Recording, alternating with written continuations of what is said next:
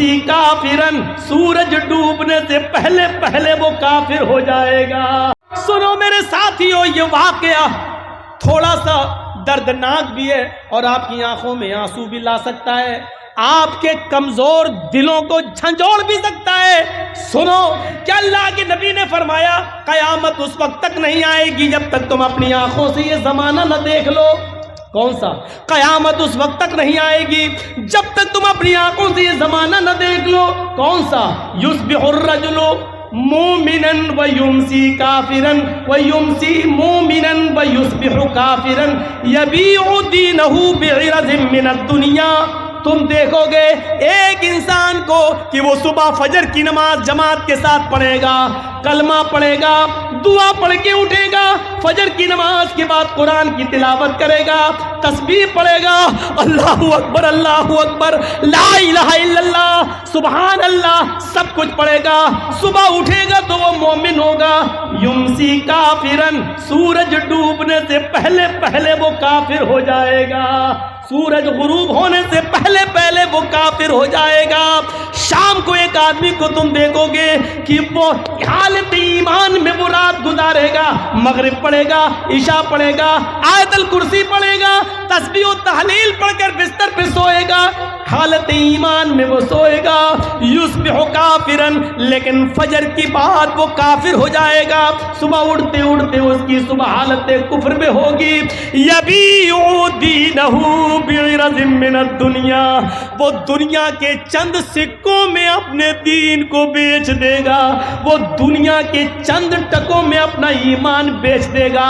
دیکھ لو آج الیکشن لڑنے والوں کو وہ مندروں میں جا کر مسلمان ہونے کے باوجود وہ مندروں میں جا کے ٹیکا بھی لگوا رہے ہیں، مندر میں گھس کر مسلمان ہونے کے باوجود مورتیوں پر ہار بھی چڑھا رہے ہیں، غیر مسلموں کا ووٹ لینے کے لیے یہ سارے ہتھ کنڈے وہ اپنا رہے ہیں۔ یصبح الرجل مومنا ویمسی کافرا، صبح مومن ہوگا لیکن شام ہوتے ہوتے وہ کافر ہو جائے گا، شام کو مومن ہوگا صبح ہوتے ہوتے وہ کافر ہو جائے گا۔ یبیع دینہ بعرض من الدنیا، وہ دنیا کے چند سکوں میں اپنے دین کو بیچ دے گا۔ آج اس کا جیتا جاگتا نمونہ اپنی بہار کی سرزمین پر تم دیکھ سکتے ہو، اپنی پورنیہ کی دھرتی پر تم دیکھ سکتے ہو، کٹیہار کی سرزمین پر تم دیکھ سکتے ہو، پورے بہار کی سرزمین پر تم دیکھ سکتے ہو، اور اس میں داڑھی والے بھی شامل ہیں، تم ان کو بھی دیکھ سکتے ہو۔ اللہ کے نبی فرماتے ہیں لوگوں، مجھے اپنے انتقال کے بعد تمہارے شرک میں اور بدعتوں میں مبتلا ہونے کا ڈر نہیں ہے، اب مجھے ڈر لگتا ہے میرے انتقال کے بعد یہ مال کی محبت تمہیں کہیں دین سے دور نہ کر دے۔ اللہ کے نبی صلی اللہ علیہ وسلم کے پاس بہت سا مال آتا ہے، ابو عبیدہ ابن الجراح بحرین سے مال لے کر آتے ہیں، ایک عرب ملک ہے بحرین، پہلے سب عربی ملک ایک تھے، جب یہ مال آیا بہت سا مال آیا، اس میں صحابہ کو مال بڑھنا تھا، مال غنیمت صحابہ کو تقسیم ہونا تھا، اعلان کر دیا جاتا ہے فجر کی نماز کے بعد اللہ کے نبی اس مال کو لوگوں میں تقسیم کریں گے، تمام لوگوں کو ان کا پورا پورا حق ملے گا۔ حضرت عائشہ نے فرمایا اے اللہ کے نبی کیا آپ کا بھی حصہ ہے؟ آپ نے فرمایا ہاں، اس مال غنیمت میں سب کا حصہ ہے، عائشہ مجھے بھی حصہ ملے گا۔ حضرت عائشہ کہتی ہیں اے اللہ کے نبی 15 دن سے میرے گھر میں چولہا نہیں جلا، 15 دن سے چولہا نہیں جلا، کہیں سے کھجور آ گیا کھا لیا، پانی پی لیے، کھجوروں پانی پہ گزارا چلتا رہا۔ امی عائشہ کہتی ہیں اے اللہ کے نبی فجر کی نماز کے بعد جب آپ لوگوں کو ان کا مال تقسیم کریں گے تو آپ کو بھی تو آپ کا حصہ ملے گا؟ فرمایا ہاں مجھے بھی میرا حصہ ملے گا۔ اللہ کے نبی فرماتے عائشہ چولہا سنبھال لو، لکڑیاں رکھ لو، چولہے کی پتائی اتائی کر لو، جو کرنا کر لو، کل ہمارے گھر پہ ہی گوشت پکے گا، کل سالن ہمارے گھر میں بھی بنے گا۔ فجر کی اذان کی آواز آتی ہے، حضرت بلال فجر کی اذان دیتے ہیں، اللہ کے نبی صلی اللہ علیہ وسلم جب مسجد کے اندر داخل ہوتے ہیں تو کیا دیکھتے ہیں؟ آج مسجد نبوی کھچا کھچ بھری ہوئی ہے، صحابہ نے مسجد نبوی کو پہلے سے بھر دیا ہے، آج سے پہلے کبھی اتنی جلدی مسجد نہیں بھری گئی. آج فجر کی نماز سے پہلے لوگ مسجد میں آ گئے, کھچا کھچ مسجد بھری ہوئی ہے. اللہ کے نبی صلی اللہ علیہ وسلم نے اتنے نمازیوں کو آج دیکھا تو پہلے مسکرا دیے ہیں, لیکن فوراً آپ کی مسکراہٹ ختم ہو گئی. فرمایا او اب پتہ چلا کہ تم کیوں آئے ہو, شاید سن لیا ہے فجر کی نماز کے بعد مال تقسیم ہوگا. صحابہ ہنسنے لگے. ہاں دل کے کتنے صاف تھے.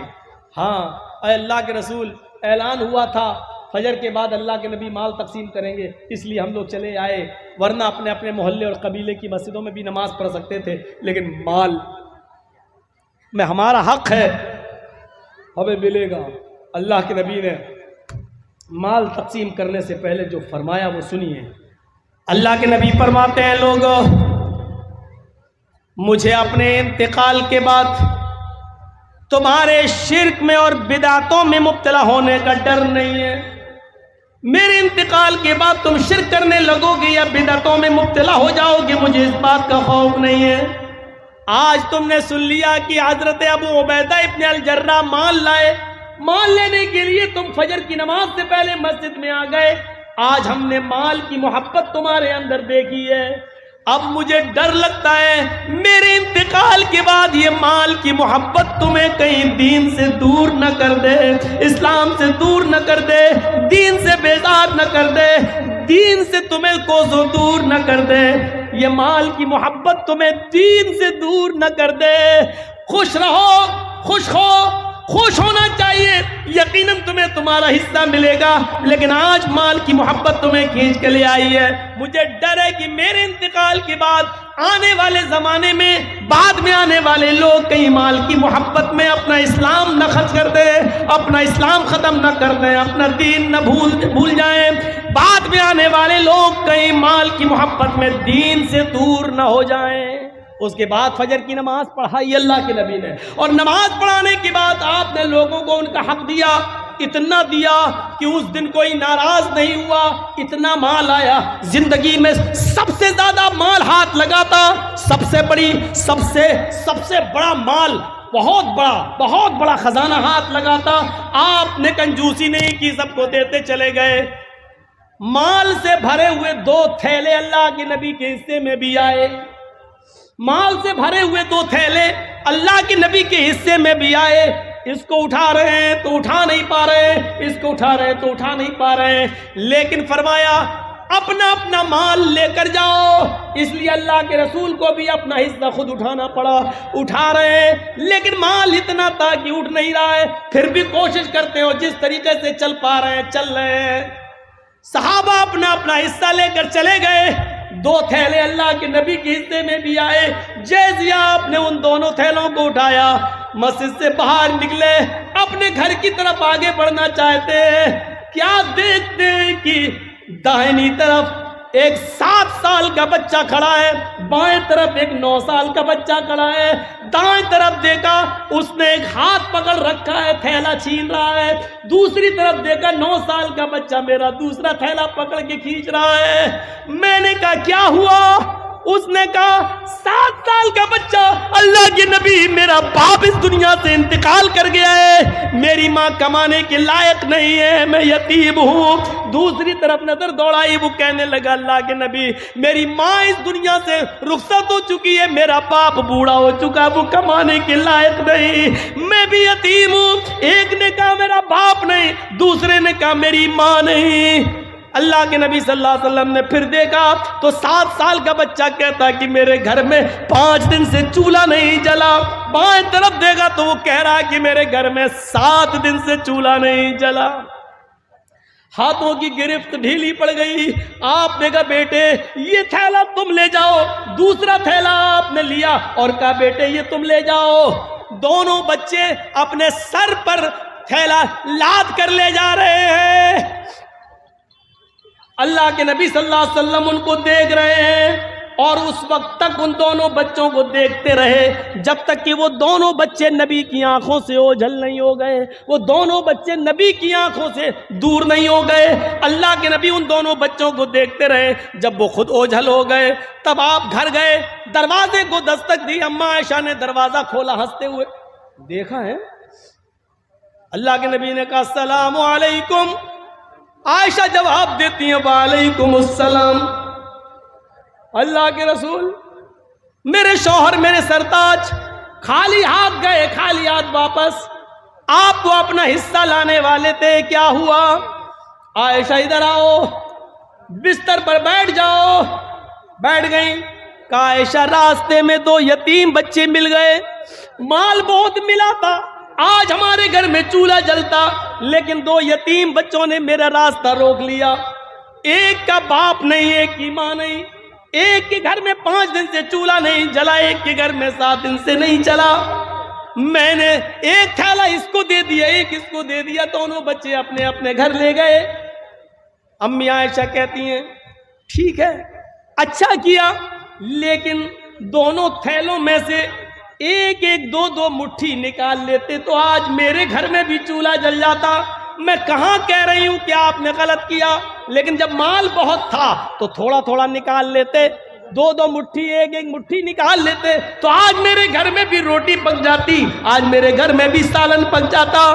اللہ کے نبی فرماتے ہیں عائشہ میں نے سوچا کہ نکال لوں تھوڑا تھوڑا، لیکن پھر سوچا کہ 5 دن سے چولہا نہیں، اس کے 7 دن سے نہیں، میں نیت کر چکا تھا کہ میں پورا یتیم بچوں کو دے دوں گا، پھر میں نے اپنی نیت کو توڑنا گوارا نہیں کیا۔ حضرت عائشہ کہتی ہیں ٹھیک ہے کوئی بات نہیں، لیکن پھر بھی تھوڑا سا نکال لیتے تو اچھا ہوتا۔ تو اللہ کے نبی نے اب جو جواب دیا وہ جواب یہ تھا عائشہ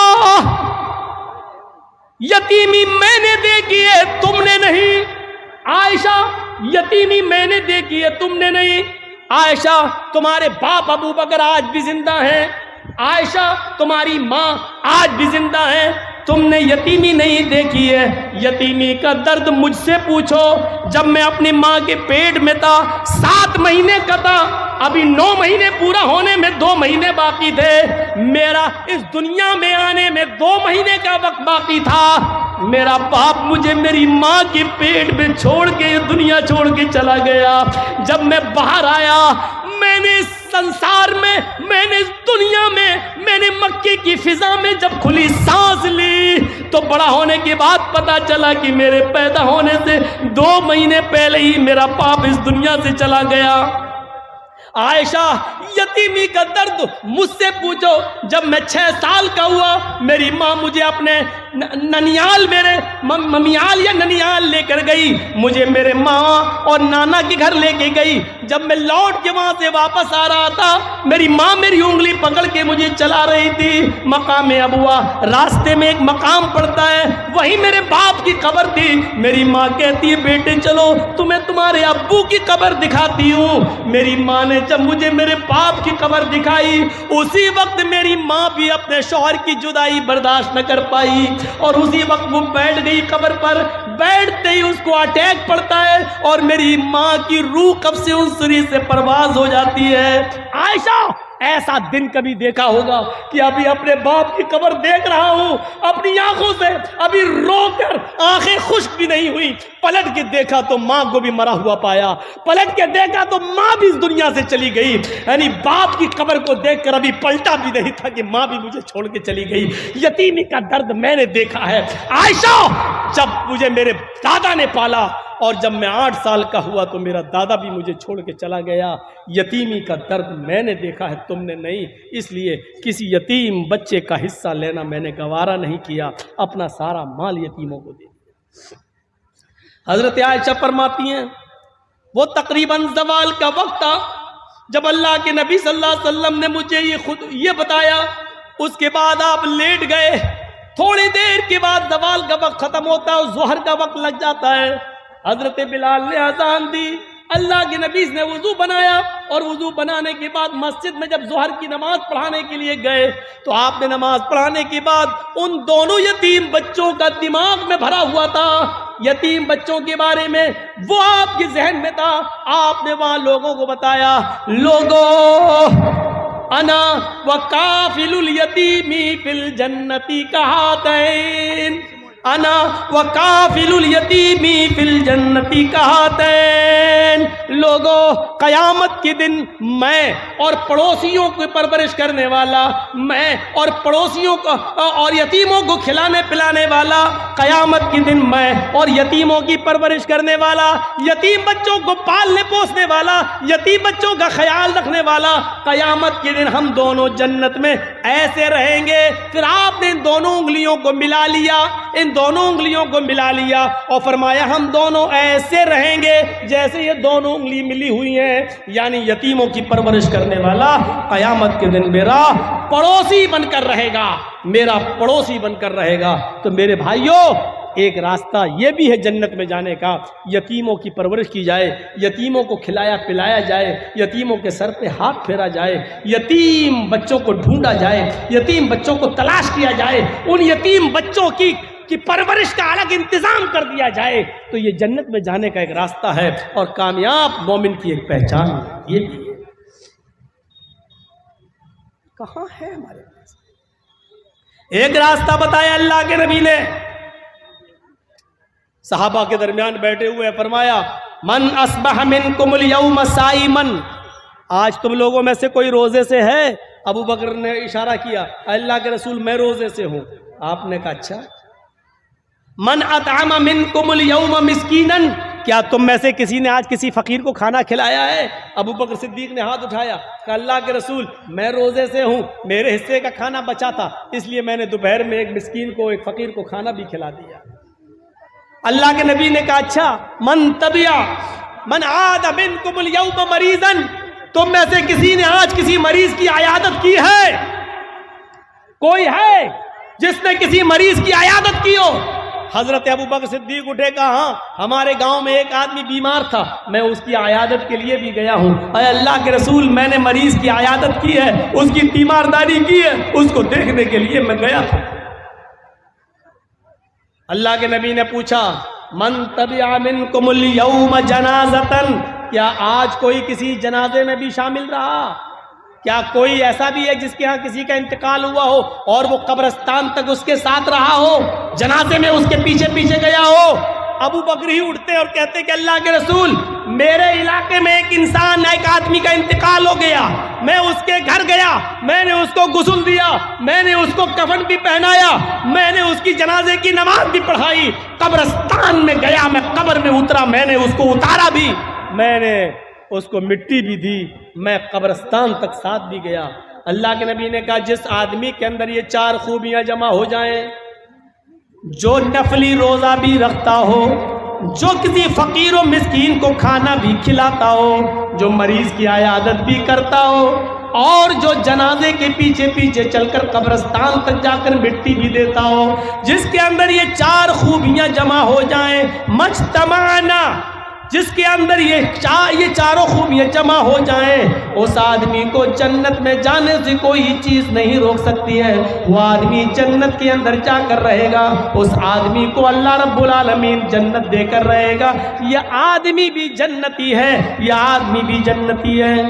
اس عورت کو دیکھو، اس عورت کو دیکھو جس کے دو چھوٹے چھوٹے بچے بھیک مانگتی ہوئی وہ اللہ کے نبی کے دروازے تک پہنچ جاتی ہے۔ بخاری کے صفحات پر یہ منظر دیکھو، وہ بھیک مانگتے مانگتے نبی اکرم کے چوکھٹ پہ پہنچ جاتی ہے، اللہ کے نبی موجود نہیں ہے، حضرت عائشہ نکلتی ہے، جاءتنی سائلہ، فرماتی ہیں مانگنے والی میرے پاس آتی ہے، میرے پاس کچھ نہیں تھا، ایک کھجور رکھی ہوئی تھی، اس کے ساتھ دو چھوٹے چھوٹے بچے تھے، وہ بھوکے تھے، میں نے وہ کھجور اٹھا کر اس عورت کو دے دی، اس عورت نے اس کھجور کے دو ٹکڑے کر دیے، ایک ٹکڑا اس بچے کو دے دیا، ایک ٹکڑا اس بچے کو دے دیا، دونوں بچوں نے کھجور اپنی اپنی کھا لی، آدھی اس نے آدھی اس نے، اور اس عورت نے پانی پیا اور چل دی۔ حضرت عائشہ فرماتی ہیں میرے پاس ایک کھجور تھی، اس کے دو ٹکڑے اس عورت نے کر دیے، آدھا اس کو اور آدھا اس کو دے دیا، لیکن بخاری کی حدیث میں ایک کھجور ہے، مسلم کی حدیث میں میرے پاس 3 کھجوریں تھیں، مسلم میں ہے میرے پاس 3 کھجوریں تھیں، میں نے تینوں اس عورت کو دے دی. اس عورت نے 3 کھجور لے لی، ایک کھجور ایک بچے کو دے دی، دوسری کھجور دوسرے بچے کو دے دی، اور ایک کھجور اپنے پاس رکھ لی اپنے کھانے کے لیے. بچوں نے اپنی اپنی کھجور کھا لی. عائشہ کہتی ہیں میں دیکھ رہی تھی کہ بچے اپنی اپنی کھجور کھا چکے، اور ماں نے جیسی وہ کھجور کھانے کے لیے اپنے منہ میں رکھی، اپنے منہ تک لے گئی، دونوں بچے اپنی ماں کے کھجور پر جھپٹ پڑے. مسلم شریف کی حدیث ہے، ماں نے اپنے ہونٹوں سے وہ کھجور باہر نکال لی. ماں نے وہ کھجور باہر نکالی، ماں نے دیکھا کہ دونوں بچے اپنی اپنی کھجور کھا چکے لیکن میری کھجور پر بھی جھپٹ رہے. تو ماں تو ممتا آ گئی اور ماں نے اس کھجور کے 2 ٹکڑے کر دیے، اپنا خود نہیں کھایا، ایک ٹکڑا اس بچے کو اور دوسرا ٹکڑا دوسرے بچے کو دے دیا. دونوں بچوں نے 1.5 کھجور کھا لی اور ماں نے کچھ نہیں کھایا. بچوں کو پانی پلایا اور خود پانی پیا اور سیدھی چلی گئی. اللہ کے نبی جب گھر میں آئے تو حضرت عائشہ نے پورا منظر بیان کر دیا. اللہ کے نبی نے کہا عائشہ کیا وہ کھجور تم نے میرے لیے رکھی تھی؟ ہاں کہیں سے آئی تھی، میں نے رکھ دی تھی کہ آپ آئیں گے بھوکے ہوں گے آپ کو دے دیں گے، لیکن مانگنے والی آئی میں نے اس کو دے دیا. اس کے ساتھ 2 چھوٹے چھوٹے بچے تھے. آپ نے کہا ٹھیک کیا. اللہ کے نبی اس عورت نے خود نہیں کھایا، اپنا کھجور بھی 2 ٹکڑے کر کے اپنے بچوں کو دے دیا. اچھا عائشہ کیا تم نے یہ منظر اپنی آنکھوں سے دیکھا ہے؟ ہاں. عائشہ کیا اس عورت نے خود نہیں کھایا؟ نہیں کھایا. کیا اپنا کھجور بھی آدھا آدھا کر کے دونوں بچوں کو دے دیا؟ ہاں اللہ کے رسول. دیکھو عائشہ سچ بتانا قیامت کے دن تمہیں گواہی دینا پڑے گی. فرمایا ہاں اے اللہ کے نبی میں سچ بتاتی ہوں میں نے اپنی آنکھوں سے دیکھا ہے.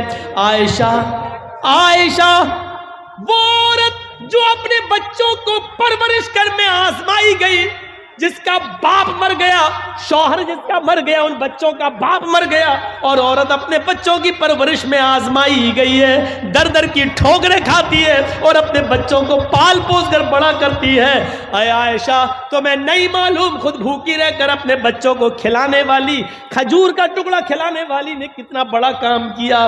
عائشہ اس عورت نے خود بھوکا رہ کر اپنی کھجور 2 ٹکڑے کر کے دونوں بچوں کو کھلا کر وجبت علیہ الجنہ وجبت علیہ الجنہ وجبت علیہ الجنہ، اللہ نے اس عورت پر جنت واجب کر دی. اس عورت پر جنت واجب ہو گئی، اس پر جنت واجب ہو گئی، اس پر جنت واجب ہو گئی. یہ عورتیں بیچاری جو اپنے حمل گرا دیں، یہ سوچ کر کے لڑکی ہے پیٹ میں، 4-5 تو لڑکیاں ہو چکی ہیں، 6ٹھی بھی لڑکی ہے، اور الٹرا ساؤنڈ پہ چیک کرا کے گروا دیں، ان سے امید رکھی جائے گی؟ حلال بچے گرا دیتی ہیں. اس عورت کو جنتی کہا ہے جس عورت کا شوہر مر جائے اور اس کے چھوٹے چھوٹے بچے چھوڑ کر گیا ہو، اور بیچاری وہ عورت اکیلے محنت کر کے گھر گھر برتن مانج کر اپنے بچوں کو پالتی ہے، پوستی ہے، بڑا کرتی ہے، کھلاتی ہے، ان کی اچھی تربیت کرتی ہے، یا کچھ نہیں ہے تو بھیک مانگ کے لا رہی ہے اور اپنے بچوں کو کھلا رہی ہے اور پلا کر پوس کر بڑا کر رہی ہے. ایسی عورت کو اللہ کے رسول کہتے ہیں وجبت علیہ الجنہ، اس پر جنت واجب ہو چکی ہے. اللہ اس عورت کو جنت دے کر رہے گا. یہ کامیاب انسان کی زندگی کے راستے ہیں.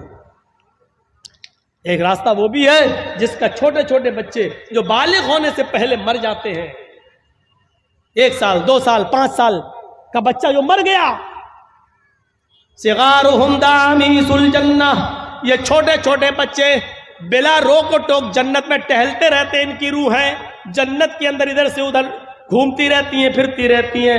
قیامت کے دن حساب و کتاب ہوگا، اللہ ایک مجمع کے بارے میں حکم دے گا ان کو جہنم میں پھینک دو. فرشتے ان کو جہنم میں لے جا رہے ہوں گے. جہنم میں لے جانے سے پہلے اللہ تعالیٰ کہے گا رک جاؤ، ابھی جہنم میں ڈالنے سے پہلے ایک کام کرو. فرشتے روک لیں گے، کیا کریں؟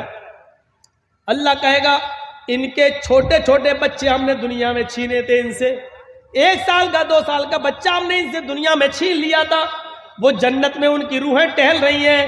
آئے فرشتوں ان چھوٹے چھوٹے بچوں کو لے کر آؤ اور ان کو ان کے ماں باپ سے ملوا دو. چلو یہ جہنم میں جانے والے ہیں، ایک بار ان کو ان کے چھوٹے چھوٹے بچوں سے ملوا دو اور ان بچوں کو ان کے ماں باپ سے ملوا دو۔ لہذا فرشتے ان چھوٹے چھوٹے بچوں کو لے کے آئیں گے اور وہ اپنے ماں باپ سے ملیں گے، ان کو معلوم نہ ہوگا کہ میرے ماں باپ کے بارے میں جہنم میں جانے کا حکم ہو گیا ہے۔ وہ بچے اپنے ماں باپ سے باتیں کر رہے ہوں گے، اتنی دیر میں فرشتے حکم دیں گے، آئے بچوں تم جنت میں چلے جاؤ، تمہارے ماں باپ کو جہنم میں جانے کا پروانہ پیش ہو چکا ہے، تمہارے ماں باپ نے دنیا میں بہت غلط کام کیے تھے اس لیے ان کو جہنم میں ڈالا جائے گا، اب بچوں تم جنت میں جاؤ، تمہارے ماں باپ کو جہنم میں ڈالنا ہے۔ جیسے ہی بچے یہ سنیں گے کہ میرے ماں باپ کو جنت میں ڈالا جا رہا ہے، بخاری شریف کی حدیث کے الفاظ ہیں فَيَأْخُذُوا بِنَاحِيَةِ ثَوْبِهِ، وہ چھوٹے چھوٹے بچے اپنے ماں باپ کے دامن کو پکڑ لیں گے، اپنے ماں باپ کے کرتے کو، اپنے ماں باپ کے قمیص کو پکڑ لیں گے، فَلَمْ يُفَارِقْهَا، پھر اس کو وہ چھوڑیں گے نہیں۔ وہ چھوٹے چھوٹے بچے پھر اپنے ماں باپ کے دامن کو چھوڑیں گے نہیں اور اللہ سے کہیں گے اللہ یہ انصاف تیرا میری سمجھ میں نہیں آ رہا ہے، آئے اللہ دنیا میں بھی تو نے مجھے میرے ماں باپ سے دور رکھا اور آخرت میں بھی تو مجھ سے میرے ماں باپ کو دور کر رہا ہے، اگر جہنم میں ہی ڈالنا تھا اور آخرت میں بھی ہمیں ماں باپ سے دور کرنا تھا تو پھر میرے پروردگار تو نے دنیا میں مجھے میرے ماں باپ سے دور کیوں کیا؟ فَلَمْ يُفَارِقْهَا، آئے اللہ اس بات کا جواب تجھے دینا ہے، دنیا میں بھی تو نے مجھے میرے ماں باپ سے دور رکھا اور آخرت میں بھی میرے ماں باپ سے دور کر دیا، نہیں اے اللہ اگر دنیا میں دور کیا تو آخرت میں مجھے میرے ماں باپ کی محبت عطا فرما دے۔